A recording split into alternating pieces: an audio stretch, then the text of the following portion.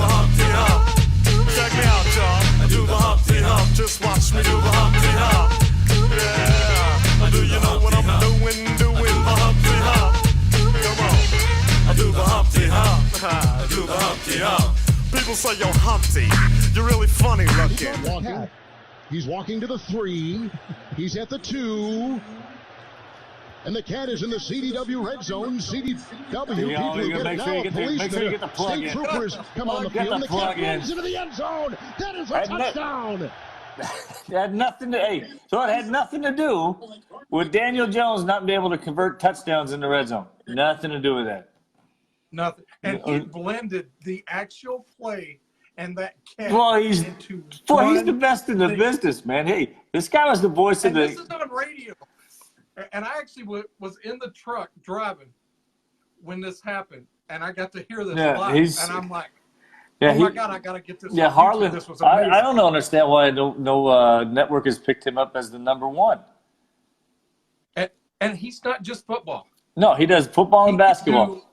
He just does basketball. And I never heard him do baseball, just football and basketball. He can do hockey as well, from what I read. I looked him up a little just to see what all he had done, and I guess in the past when he started out, he was doing some college. He's a Midwestern guy, so he does everything from Wisconsin down to Kansas City is what he's primarily focused on that. So his son-in-law is Sam Decker, so hey, good genes for him. Right. And Wisconsin boy. ESPN should run to him. I know they say, should. Hey, how much do we have to pay you? Because we'll do it. I've always liked Kevin Harlan. He's, especially when he does basketball straight between the eyes. Oh man, yeah, Kevin Harlan is pretty good. It is amazing. And if you missed the end of the game, after that cat, Jones couldn't complete a pass. Barkley had nothing to do. Hold on, man. Now hold on. But they got one pass. This is the problem with the Giants. They had one pass on that screen that worked. All right, don't run it again, because you know what? They're going to be looking for it. They tried to run it again, and Dallas was waiting for it. The Cowboys, I know they're the Cowboys, but that's a pretty good football team, man. They were waiting for it. That's like if you're the Cleveland Browns and you call the same play twice in a row. He's going to. At least they didn't run the shovel pass.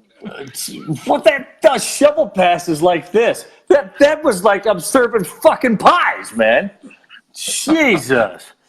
But it's like you just want to get my blood pressure. All you guys in sports talk, every one of you today got my blood pressure up. So you know what? Fuck you guys.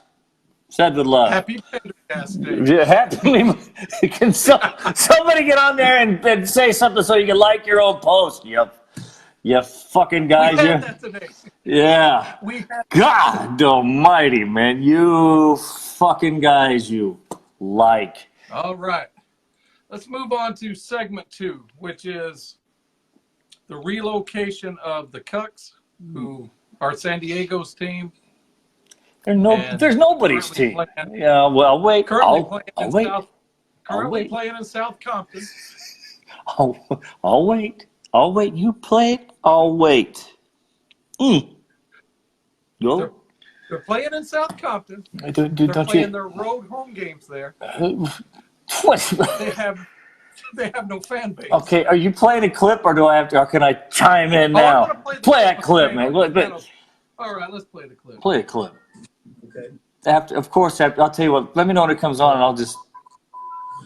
Okay, we're not going to London. We're not going anywhere. We're playing Los Angeles. This is our home. That's your home. Fuck you. Okay. Yeah. Okay. Well, I'm going to say it again. I'll say it again. Fuck you. You suck. Okay.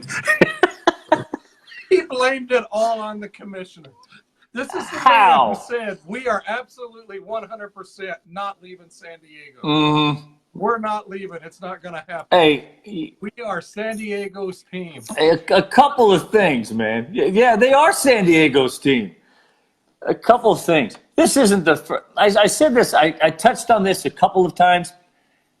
This isn't the first time that the Rams and the Chargers have shared Los Angeles. They did it back in 1960. Now, the Chargers actually were a good team, but no, you motherfuckers, I wasn't alive back then either, so shut up. All right?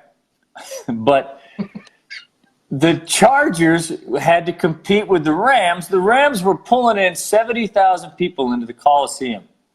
And then the Chargers would come play, and they pull in 10. They actually won. They had the best record in the AFL, and they could have hosted the AFL championship game in 1960, the first one against the Oilers. But they had to go play in Houston because they didn't want to show a picture of 10,000 people sitting in LA Coliseum when it holds 105,000 people. So this isn't the first time that this has happened with the Chargers. And maybe, and I'm hoping people from California will back me on this, all right? You've got 4 big cities. Well, you got a bunch of big cities, but the 4 biggies in California, obviously San Francisco, Los Angeles, and then you've got 2 cities that are close in proximity to them, Oakland and San Diego. Los Angeles looks down on San Diego. San Francisco looks down on Oakland. I'm not saying one city's better than the other. That's how the people think there. They really do. So when that'd be like the Raiders saying, hey, look, we're going to go across the bay and play in San Francisco. It ain't going to happen. And when they tried that, the only other team that would have worked in Los Angeles, in fact, they would have been better than the Rams, would have been the Raiders. They still had a fan base there. The Raider fans, because LA and Oakland, you're still in California, you still had 2 fan bases there. It would have worked out much better if they would have if they would have been works for you and I, because at least we have NFL football for us. Yeah, but even though it's the fucking Raiders. And I even said this for us here in Vegas, the Chargers would have worked here. There are enough Charger fans here that it would have worked, and it's close enough to San Diego. Right. The Raiders, you could have put the Raiders in Prim. They're going to the Raiders will work anywhere. Well, I take that back. Right. The Raiders will work for most teams looking for a franchise, most cities. But if they went to London, here's how it would work in London. They would have to get 3 other teams or 4 other teams to go over there and play with them and start their own division. All right? Because that is a logistical. I mean, but where else are you going to play? Hey, coming up today, Paris taking the Paris Ice. What would be their fucking. No, they're talking 4 teams in England. Okay, so Birmingham, would that be one? Nope. 4 in London. You have a stadium that could do it in Manchester. All right. You have Tottenham has a stadium in London. All right. Wembley.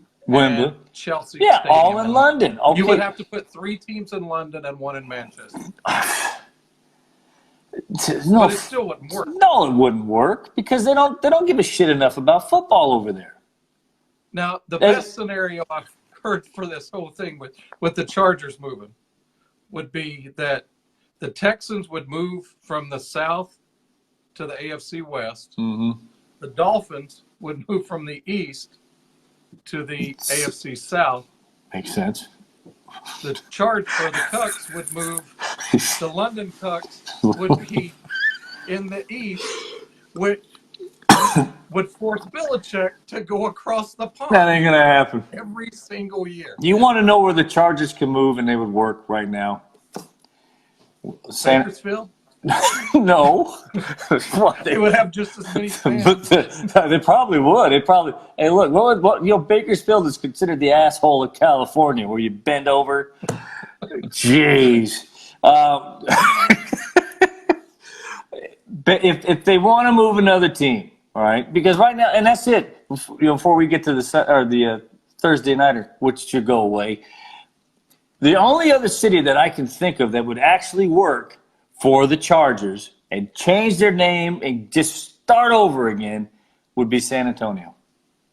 10th biggest city in the country. San Antonio don't give a shit about Dallas, and they don't give a shit about Houston. And the only one who can come in here and confirm that would be Greg Barnes. All right? Yep. Greg Barnes would be the only, but I've heard him say, hey, look, bring him here, man. And they were selling out that American Football League of underpaid players. Yeah. They were selling out the dome for. And I know, man. And that's just it. Think about it. When the Saints went there to play for a few games when they had Katrina, the start of FEMA, or the start of NIMS. Right. They actually were pulling in great crowds. Texas is a football loving state, man. We're no longer the Chargers. We're the San Antonio Wranglers or whatever they want to call them. All right, whatever they want. Whatever. San Antonio Riverwalk. I don't know, man. Whatever what the fuck? I don't know what they want to name them, but it would work in San Diego or in San Antonio. They can't go back to San Diego. They're not wanted in Los Angeles. Nope. No. So that's where they should go. San Antonio Crockett's. The San Antonio You can do that. The San Antonio Alamos. With the musket and everything. Jeez, what a clusterfuck. No, they're not going to. They are definitely not going to London. And 3 teams in London, get the fuck out of here, man. Put one in Paris, man, and just put on. What was it Jim Rome said? If you're playing anybody from France, just put on a freaking German helmet and call yourself Klaus, and they would say, "I surrender." I forget who said it the other day, but they said, if we're going to put a team in London, why can't we put a team in Honolulu where the players will want to go? Oh, yeah. Hell yeah. No. Let's put a shit. No, fuck no. That's too much. All right, let's move on. Thursday night preview.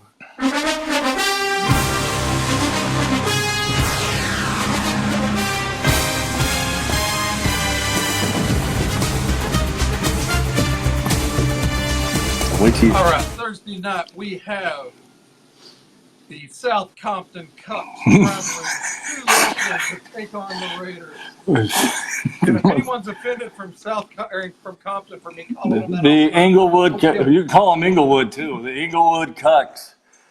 Inglewood, don't go there at night, man. Oh, you know what? This could be actually a good game. Oh, I think it's gonna be a really good game. I think it's gonna be really good. But first off, that Thursday nighter. Here's the thing: that Thursday night game. Now you got the teams on an even. They're on even ground now because they have the same prep. Right. They have the same preparation. Yep. All they're looking for now is healthy players, and it's their weekend off. My opinion, like I did that. My opinion, the hands. Even though I think I like what Oakland has done. I really like what John Gruden has really done with that team. So far, they haven't screwed up those draft picks, Josh Jacobs, and all that. But again, this is the time of the year. It's like clockwork when the Chargers figure out, hey, we better start playing some games. So, oh Christ, it is. I can't handle the smell of Bakersfield. Chad Dix, you're exactly right. It's fucking oil. Oh, it's all it is. There's oil, man. Oil and a bunch of Buck Owens whores. Again, and Merle Haggard. Again, off subject. I'll take the Chargers. Oh, the Cucks. I'll take the Cucks. Like my own post. It's a home game. I think the Raiders are going to win. I like the Raiders. Hey, one more thing. Hey, 2 more things before you go over to Brian, and I can't wait for that piece either. We got a minute. We got 2 or 3 minutes. Okay. Like I said, I hate that Thursday nighter because players still need that full 6-7 days to recover, and they're not getting it. All right, so I hate that game just for that fact alone. All right. When it comes to distractions for NFL teams, they can sit there and tell you until you're blue in the face, hey, what we do on the field has nothing to do with what's going on off the field. Yeah, that's bullshit. That is how do you think the Chargers feel when they go play in their freaking Texas high school stadium holds more than a soccer field? That's sacrilegious right there, a friggin' soccer field. Okay? That's going to affect them. Hey, it's called a pitch. You pitch your ass off for all I care, man. That's going to affect them. And that's what's amazing about the Raiders is this has been going on for 2 or 3 years. And now they're finally starting to put out a decent product. And how do you think the people of Oakland, who have been jilted twice, by the way, by that franchise, still pack it. Still going to pack the black hole. Well, yeah. I mean, and I feel, again, this goes back to big brother, little brother. And how the city of San Francisco looks at Oakland, and every time Oakland gets one up on San Francisco, actually they don't care if they win a title. They just want to shove it in San Francisco. And God bless them, man. God bless them. I'm shocked they don't have their parades in Oakland. You get shot. Well, it's like when the Warriors went to San Francisco. I know people sit there and say, "Well, what were the Well, then Oakland and the Warriors. Okay, that was Golden. Even though it's Golden State, that was their team. The mystique playing there. But even before they became the Warriors, they had a great fan base of people in Oakland. They loved the Warriors. I know people find that hard to believe, but that's the fact. But when they become all Hollywood and they jacked up the prices and freaking Silicon Valley threw their $700 to get a courtside seat, you took the mystique and the magic out of Oracle, and I hated that. I can remember 6-7 years ago hearing Reggie Miller on TNT. They were doing a Warriors game, and the Warriors were toward the end of the season. They'd won like 12, 15 games. A good season for them. Terrible. And he was talking about, he said, this is the loudest 12-win arena in the NBA. It was a great fan base, but as soon as they go across the bridge to San Francisco and play in the Chase Center, well, it's not called the Chase, it's called Chase Center. The mystique, even Steph Curry has said that. Now, that's the face of the franchise. You're like, okay, this is a nice place, but I really miss Oracle. So, but getting back to, I'll take the Cucks because this is their time of year, Bill. This is their time of year. That's my pick.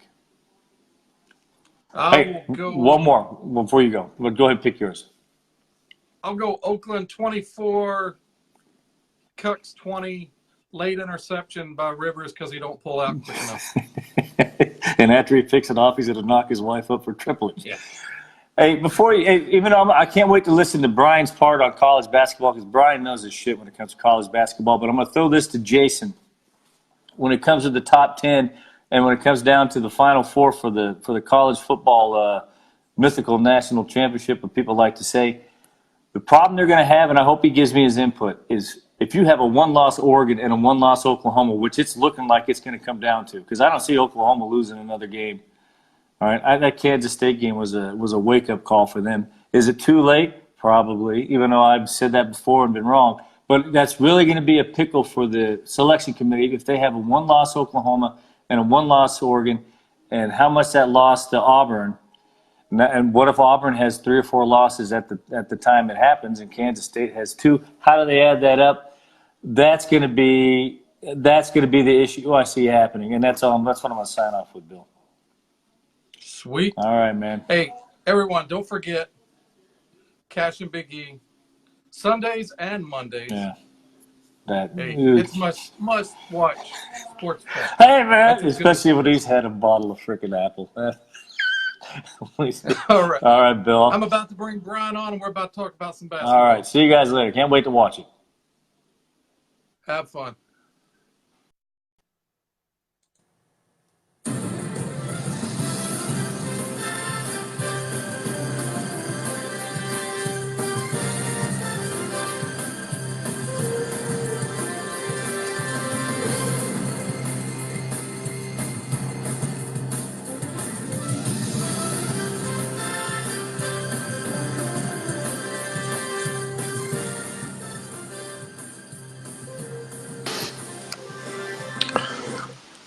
And there he is, Mr. Brian Maxwell. Well, a Southern savant. Yeah, I got to get the camera adjusted so I can fit my big gigantic head in this camera lens. It took me a while. I had to figure it out. Well, I know you got to get Jason on here because y'all got more important stuff that everybody wants to listen to. So, how's the sound and everything? Everything good? Oh, we sound great. All right, sounds good to me. Well,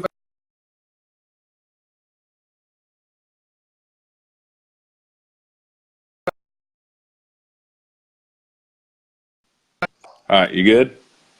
Yeah, I'm good. Okay. I figure I'll start with the first game because, the second game is obviously you, Big Blue Nation. So I'm going to give you props on that one. But the first one, my first take was, well, first and foremost, obviously it's my favorite time of year, college basketball, and the fact that they were doing 1, 2, 3, and 4 was just, to me, was perfect. But the start of the game, And all throughout the game, I thought to myself, oh, my God, this is a mistake to have these two teams play first game of the season. I mean, I don't – yeah. I did too. Yeah, I don't know about you, but, I mean, the first word that came to my mind when I was thinking about this and what we talk about would be just – it was just pure sloppy.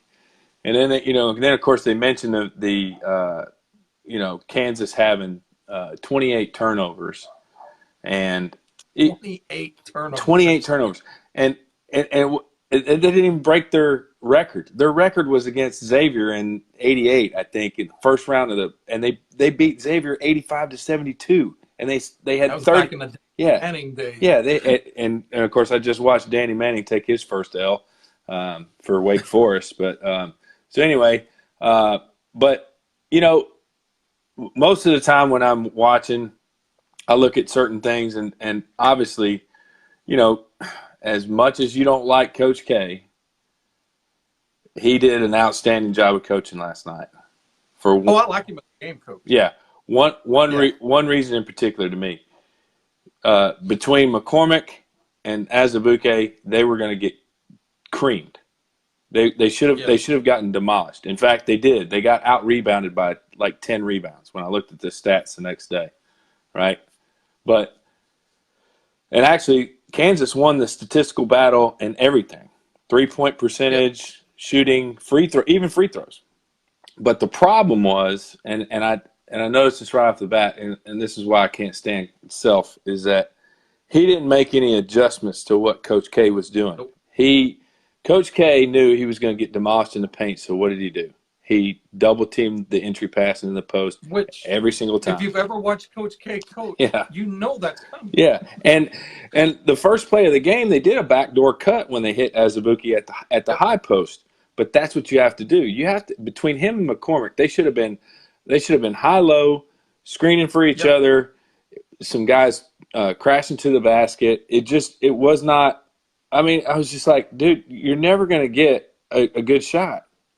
And you go high-low with that corner shooter, and you can't stop it. Yeah, and I mean, even if they go into the game knowing that's going to happen, Azubuike's not going to be able to get his points, but at least he can facilitate other people, and that's what good coaching does for you. And they talent-wise, I think Duke is going to have their moments, but I don't think they're as talented as they have been in the past.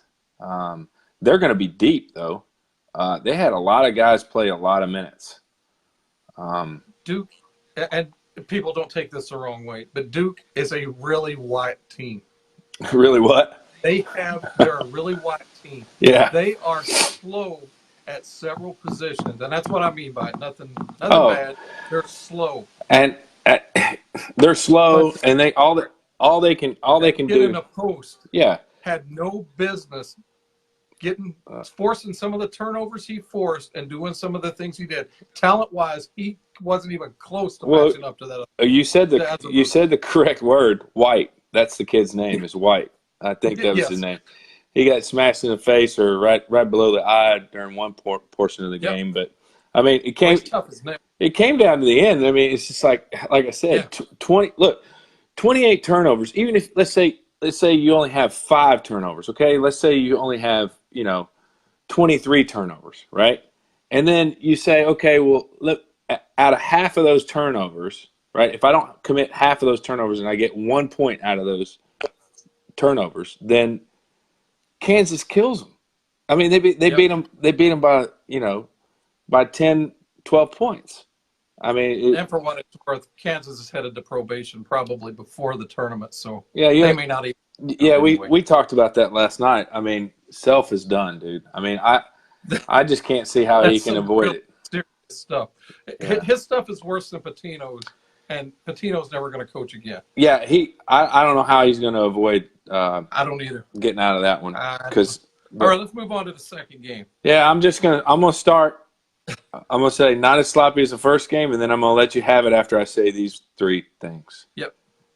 Maxey. Go ahead. Okay, I was shocked. I was shocked by Maxey. And I watched the Blue-White game. Mm-hmm. I watched the 2 exhibition games. I'm like, Okay, defensively, this kid's great. He's got a lot of speed. He's playing a little out of control. And he was clanking everything in those exhibition games. Last night, he wasn't last night. Garden, an 18-year-old kid playing his first real college game against number 1 in the Garden. And he drops the most points ever by a Kentucky freshman in their debut.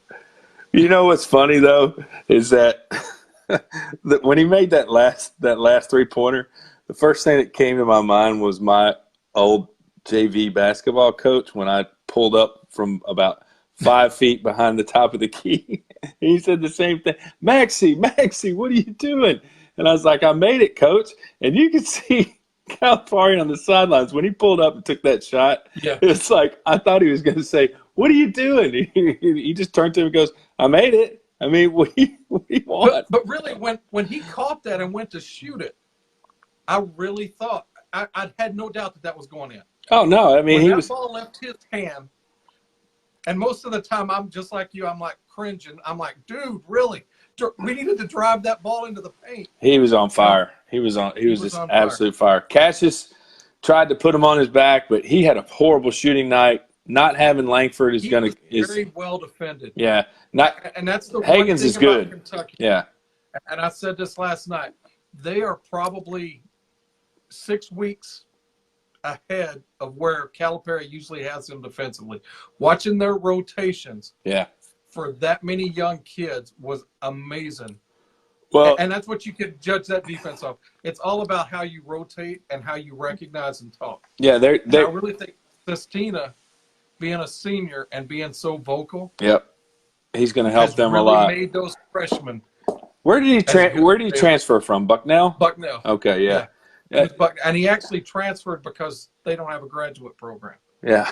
Well, hey, it helps. It helps out Big Blue Nation. They don't have a graduate. I mean, I was thinking about it afterwards, and I looked at it. You know, Michigan State got the this year's #1 ranking curse, but I don't think they were not having Langford, like I said, and then I just don't think again.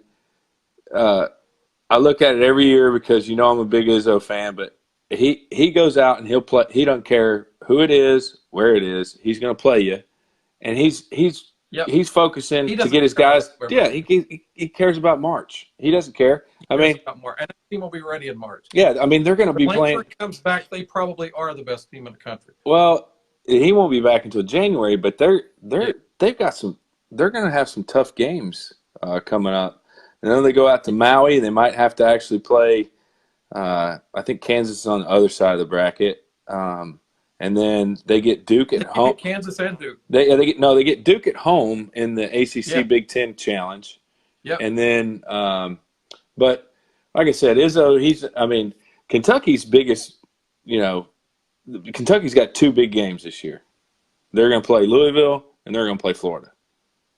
And that Louisville game might be that's going to be that could be top 5. Yeah, that could be the biggest game of the year. And just to throw this out here because I know you got to bring Jason on.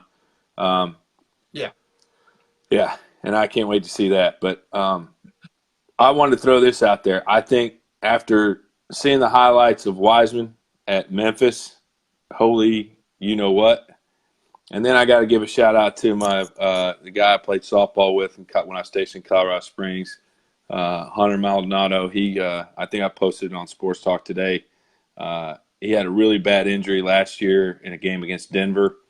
And so he took a medical red shirt. So he's a redshirt sophomore. Came out last night against Idaho State. And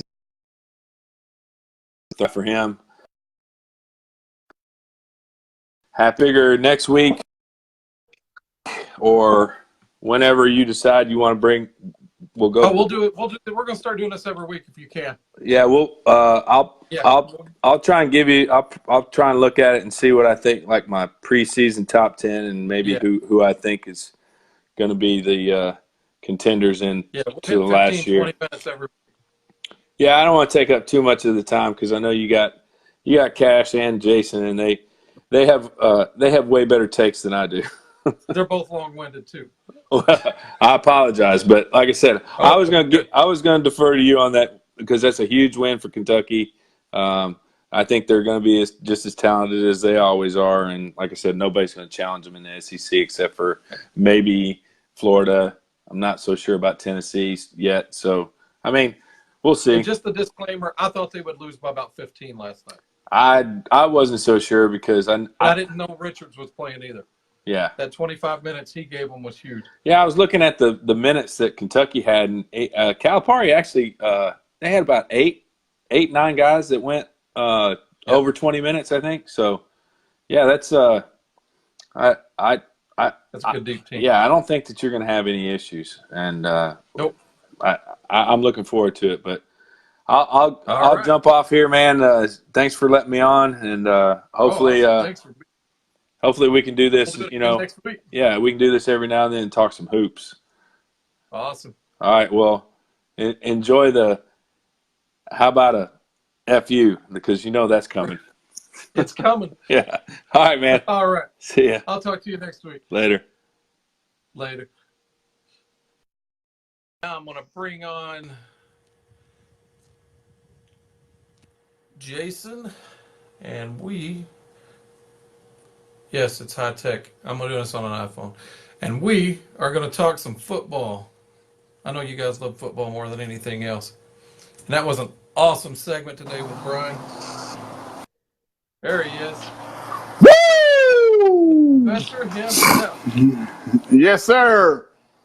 So what are we talking about? I'm going to have to make this a 2-hour show before too long. You might have to do that. Or do 2 nights a week. No shit. I may have to go to a second week. All right, let's jump right in, and we'll start with the debacle. What I like to call the debacle in Tallahassee that they currently got going on. For those that don't know, they fired their head coach. Coach Taggart is no longer with the program. He was a bad hire to start with. Good guy, good coach, wrong spot. Not a good coach. He's a good recruiter. Always been a good recruiter. Never been a good coach. Never showed that anywhere. But hey. Well, that's what I meant by good coach. He can recruit. He can recruit. Yeah, got you that. Hey, so first off, let me tell you, this isn't a great destination. We want to pretend that hell means something, but it don't mean shit right now. It's a shit program. It's a terrible program right now. Today, it's bad. It's just what it is. Facilities are bad. Boosters are bad. They don't have the money they think they do. And let's be honest, Bob Stoops hadn't announced yet, and it's been 48 hours. Right. So is this a game? We playing a game? Did he show up and look at the facilities and go, you're joking, right? Yeah, right. You really want me to come here and do this shit? You want me to resurrect this program? I'm not sure about that, right? So I don't know. Youngstown State. It might be the same. So, here's the thing about Florida State. Jimbo was their legacy guy, right? He was a legacy guy, following Bowden, on Bowden's staff. And that was Bowden's program. And it was without question. Always and probably always will be. Yep. He's a Bear Bryant. Yep. He's a Bear Bryant at Florida State, without question. So, is it a great program? Not really. I don't think it is. Not today.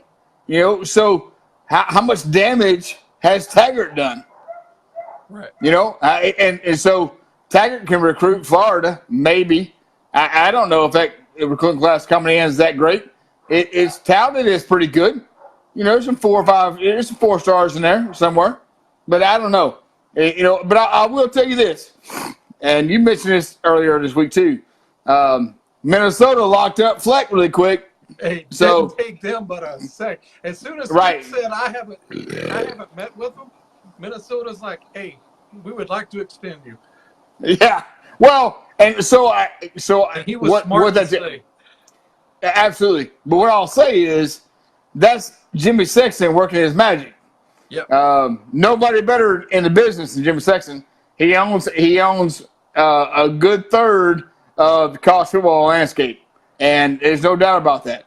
So he locked it up, and so do they get Stoops? I don't know. Maybe they do. If they don't, where do they go from there? Do you go to a Group of 5 guy? Do you go to Arkansas State guy or Arkansas State guy? If they do you don't go get to Bob, they're going to Mark. He's the next right. one up.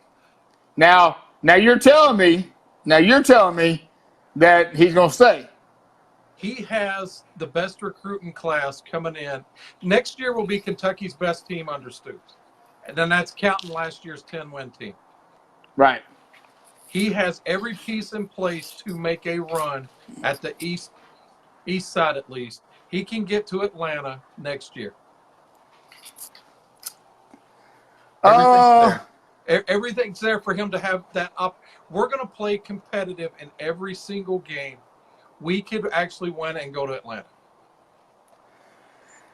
Stoops realizes that as well. I don't agree with you. I know you said that before, based on what he recruited, but I'll be honest with you. The roster in Georgia is still going to be off the chain, man. I mean, the way he's recruited is crazy. And he's still going to have Fromm. Well, he won't Fromm next year. Well, that's true, yeah. He'll still have. He won't have Fields. So I mean, for that, what that matters, Here's my overall take of Florida State. It's a mid-tier program right now. Yes. And they're going to hire a guy. They're going to hire a guy that is not a legacy guy. Right. And they're going and that may be okay, right? To bridge a gap, to get them back to where they need to be. They're not getting Campbell. They're not getting Rule. That's already right. Fleck's already locked up. They're not getting those guys. So they're going to look for something that's different than that. So I just go ahead. I can tell you who the right hire is, and it's Mike Leach, because he can come in. He's won every place he's been. He's got that high-powered offense that those boosters are wanting to see, and he can handle Florida State. He can handle boosters. He can handle the school. He can handle the press. Just don't care. I know, but he's just not a guy that can be a premier coach. Yeah, you're 100% right. But he can win. He can win 10 games in that conference. Okay, I won't argue that at all. Clemson. Right. It's just not like being Clemson. It's just like. But he can beat. He can beat all those other garbage teams in that conference. Right. Every day of the week ends in Y, and twice on fucking Sunday. Yep. He can do that. If he brings in the right guy to recruit Florida, he can compete. Even with Clemson, I think he can compete. But he has to bring in the right assistants, and it needs to be somebody he can turn that program over to in 5-6 years when he's done. That's going to be the challenge, though. Can the guy that's the nomad pirate guy bring in guys that can recruit Florida? I'm not sure he can. And I mean, I get what you're saying, and I'm not saying you're wrong. I just don't think that's what they're looking for. They believe. Their boosters believe that they are 1996 Florida State. Yes. That's what they believe. And they're not. That's the truth serum, by the way. Any coach in the country not named Saban or Dabo. Right. Hey, guess what? Urban Meyer ain't showing up. Fleck ain't coming. Rule ain't coming. Campbell ain't coming. They're just not. And Herman ain't coming. And Herman might be an outside guy, honestly, because he sucked in Texas. I mean, so maybe he shows up, and maybe he shows up with his asshole on his shoulders, because he does that everywhere he goes. He's an asshole in Houston. He's an asshole in State. He's an asshole in Texas. I mean, he's just an asshole. Yep. So maybe that's what he wants. And by the way, hey, give the guy that's 150 miles south of them a call. Yeah. Because if you want a fucking asshole, call Lane Kiffin. Because that motherfucker's an asshole. Yes. Hey, if you're looking for that guy's an asshole. And he can recruit. He can recruit there. He can actually recruit North Georgia. He can recruit Tennessee. That was Tennessee's last good recruiting class. No, absolutely. Without question. So he can recruit Tennessee, North Georgia. He can recruit South Ohio. He's done it all, right? Bring the guy in and give the guy the mic because he's going to turn your program into shit in 4 years and you're going to be on probation. Right. Giddy up, motherfuckers. Let's go. But it'll be a fun Bring him in. Oh, yeah. I love to watch it. So. All right. Enough of FSU. We will move on now to last night's college football poll release, which happened at halftime of the basketball game, which was, in my opinion, very poor timing on the Terrible timing. Terrible timing. Yeah. So, hey, here's what I'll tell you. Every time we have these things, every time we see something about this smoky room, politicians in a room somewhere trying to tell us which team is best, which team is good, which team is bad, and it's all bullshit. It's terrible. It's the worst thing we've ever had, in my opinion. And I'll tell you why. And it's not because Ohio State is ranked number 1 today. It's because they just say this roster is better than everybody else's roster. And that's it. They leave it all on the fucking table. And so everybody whined, complained. We have to redistribute the wealth because the SEC won eight BCS championships in a row, right? 7, 8, whatever it is, right? So we have to redistribute. So the worst thing that could happen in all of this was Ohio State won the first one. So they got it right. They got it right that year, by the way. But here we go. It's all about what's on your roster, right? Yep. Baylor's got a bitch. Minnesota's got a bitch. They have reasons to bitch about what's going on, right? But it doesn't matter. It really doesn't matter. At the end of the day, they look at helmets. They don't look at what you did on the field. They look at helmets. And if they look at helmets, then why play the fucking games? Let them all. Hey, line up. Ohio State, Clemson, Alabama, Penn State, Michigan, and let them play it out because that's all you're doing. You're not doing anything different. You're not winning anything here. You got playoff at the end of the CF. Then fuck off. That's not fucking what you want.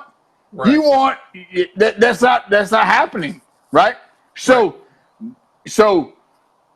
we have this group over here that says Clemson's the national champions, undefeated, not beaten.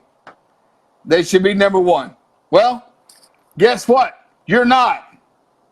And you know why you're not? Is because you played like shit in the first 3 weeks of the season. Yep. Sunshine. Look, hey, that guy is not the guy from last year. He might be. Had them. Should have beat him. Had them. Should have beat him. And they're done with a loss. Oh, yeah. And hey, by the way, Alabama is too, and I'll jump right into that for a minute. I think you're right. For a minute. Right. So I'll jump right in a minute. Everybody knows my allegiance. I no issue with that, right? But Alabama LSU this weekend, biggest game of the year at this point, right? Is that fair? It's fair. The 1-2 in the AP. 2-3 and CFP. Yep, 2-3 fair in enough. College football playoff. Right. Alabama loses, they're out. Yep. They're gone. Right? LSU loses, they're not out. Has to be close. Has to be close. Right? So here's I'll backtrack for a minute on the CFP for a minute. I think Penn State is a much better resume than everybody wants to give credit for. That's number one. They don't have a guy that they can hang their hat on.